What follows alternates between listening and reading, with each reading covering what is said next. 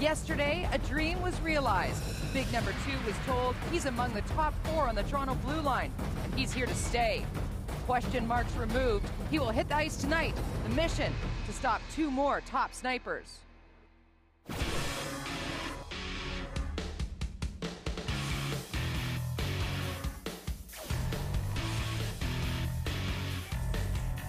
Antropov, Recchi, Roberts, all big men, and one Luke Schenn joins a group of veterans as they stroll into the Air Canada Centre for game night. Welcome everybody to Leaf Nation HQ. This is Molson Canadian Leaf Nation pregame show. Glad you could make it today, and of course Luke Schenn is the story of the day as he signs on with the big club, removing many of the question marks. I'm Jody Vance, glad you could be along with us tonight, joined by our esteemed panel, of course. A bunch of guys who need no introduction, but I'll introduce them anyway. Joe Bowen, our play-by-play man. Mark Morrow, our hockey analyst, and our senior reporter on the end there, Paul Hendrick. And guys, let's talk about this with Luke Schenn. Finally, the question marks are being removed from whether or not he'll stay or go. Joe. No, bigger question mark I'm putting on it right now. Yes, he should be here. He is one of the top 4 defensemen. He may just be enough to be a Calder Trophy winner this year. Oh, hey now. Sorry. So he's gone from the pressure of having to make this team. Big question mark answered. Ramp it up. Now we've heard it here first, ladies and gentlemen. Joe Bowen, Luke Schenn is going to win the Calder Trophy. Bingo. Why not? I like it. Well, it's the passion that unites us all, and Joe, you bring that passion each and every night to our broadcast. I look back to 10 years ago when Danny Markov and Thomas Caberlet played in this team, both on the blue line, both 20 years of age. That was so exciting. 2 very good young defensemen. Luke Schenn has taken it a step up this time around. I'm looking forward to seeing this guy's career evolve. Jody. We're going to talk more about Luke Schenn and hear from him, and we're also going to look back. Joe Bowen apparently wrote about Luke Schenn in his blog pre-draft. I mean, this guy, clairvoyant. Downstairs, Andy Petrillo, what's going on? What do you have coming up on the show tonight?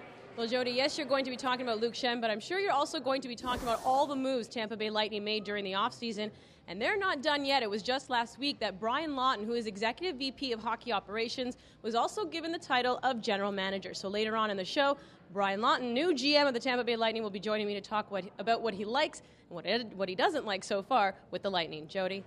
Andy, thank you. And of course, you're right. We're going to hit a lot of topics tonight as we count down to the puck drop for the Toronto Maple Leafs as they host the Tampa Bay Lightning tonight. But Luke Schenn is the story. Top of our headlines, brought to you by Ford, powered by you. Paul. Ford headline, Schenn sticks. We've talked about this. We're going to talk about it again. Steven Stamkos's first visit to Toronto. Try to mark him. Joe Bowen's excited about that. And it is status quo for the Leafs defense. Same 3 guys sitting out once again here tonight. We'll talk about that. A good problem for Cliff Fletcher and head coach Ron Wilson. Well, as far as Luke Schenn is concerned, he was called up to general manager Cliff Fletcher's office after practice yesterday. They had a quick chat, briefly told, you've made the Toronto Maple Leafs. And for Luke, who will turn 19 on November the 2nd, an early birthday present as he addressed the media earlier today. Right from the start, I've gotten a real good opportunity here, and I'm very thankful for that. And the coaches have been great in helping me out and teaching me different things to help get me better. And they've put me in some key situations on the ice, and like I said, give me great opportunities. So I felt more comfortable and more confident as I went on, and I'm very thankful to be in this situation. What's the reaction of people in Kelowna? I don't imagine anybody was surprised the way it's gone. Well, yeah, a little bit. I mean, I don't know about all the fans and stuff there, but as far as the teammates, they're just excited, and obviously, I guess they'd be happy if I came back and played with them this year, but they're definitely very excited, and I'm sure they'd all like to be in the NHL as well, and that's what everyone works towards, and playing junior hockey, everyone wants to make it here one day. Well, the best-looking haircut on this team since Michael Telkvist left for Phoenix. And, Joe, how does this team's work ethic and system place Luke in a position to succeed? Because I think both do.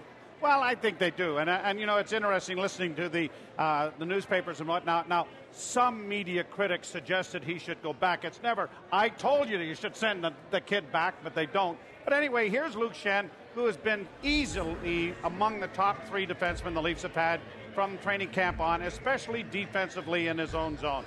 He is taking his time, doing small things, making sure he doesn't get in over his head, does an exceptional job in his own end. The first outlet pass has been great, and he's been standing up for his teammates as well because of his size.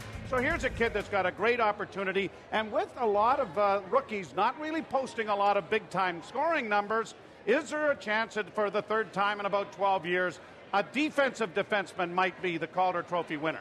I think he's got a chance right now. You're really laying this pressure on for this No, Calder I'm not. Trophy. I'm just singing his praises. I really think he's a real talent. Listen, I agree with you on all the praises. I absolutely do. But let's ramp it up anyway, right? The bigger question right now at this point, as we watch that highlight reel of him, is who is happier, Luke Schenn they staying with the team, or Matt Stajan that his personal bodyguard is sticking around? Because we saw him standing up for him 3 times. That's the kind of player he is, though. He's one of those guys that's a consummate team player. He's a sponge. He's taking it all in. We could go on and on with the praise for this kid, and he's well-deserved. He has earned his spot on this team. Steve Stamkos' first visit to Toronto. Joe, you've known this guy since he's been ankle high. Should we be surprised that the league's first-round pick overall has struggled to this point in the season? No, I don't think so. I think you can look back in history, too, as far as offensive numbers are concerned. First off, he's on a team that's got some pretty good forwards ahead of him. So ice time has been a bit of a problem, and we've had that chronologized as far as some of the media in Tampa is concerned. But Steve Stamkos is going to be a talent. There wasn't so long ago that a guy named Joe Thornton came out as an 18-year-old, didn't play an awful lot in Boston, had 3 assists, I think, in his first year as far as his point production, and everybody was, oh, what a bust this is. This is a talented young man from Unionville who's going to play exceptionally well. The only problem he's ever had is beating me and his dad in a slow pitch tournament, and he's lost twice. Not that good at slow pitch. Now, Joe, I just want to know, where does he finish in the Calder Trophy race? Well, he's going to have to come up with some points, yeah, and I'll put him in there at number 2. Number 2, okay. Yeah.